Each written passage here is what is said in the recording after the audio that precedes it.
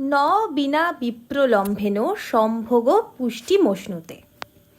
বিপ্রলম্ভ অর্থাৎ বিরহ ছাড়া প্রেম পূর্ণতা পায় না।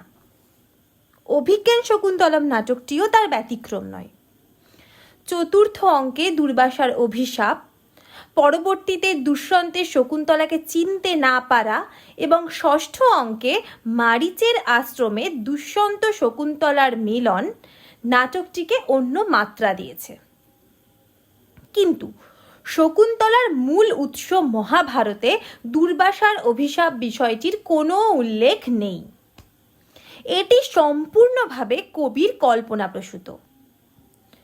প্রজাদের কাছে নিজের সম্মান বজায় রাখার জন্যই দুষ্যন্ত শকুন্তলাকে প্রত্যাখ্যান করেছিলেন। কিন্তু বিশ্বনাথের সাহিত্য দর্পণ গ্রন্থের ষষ্ঠ পরিচ্ছেদে উল্লিখিত নায়কের বৈশিষ্ট্য অনুযায়ী নায়ককে দেবত্বে উন্নীত করার বাধ্যবাধকতা ছিল কালিদাসের।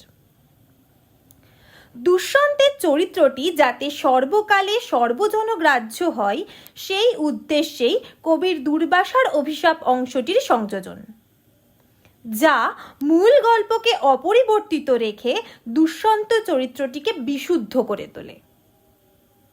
মহাকবির এই সৃষ্টিগুণে তাই আজও বলা যায় কাব্যেষু নাটকরম্যং তত্র রম্যা শকুন্তলা, অর্থাৎ কাব্যের মধ্যে নাটক শ্রেষ্ঠ এবং তার মধ্যেও শ্রেষ্ঠ শকুন্তলা।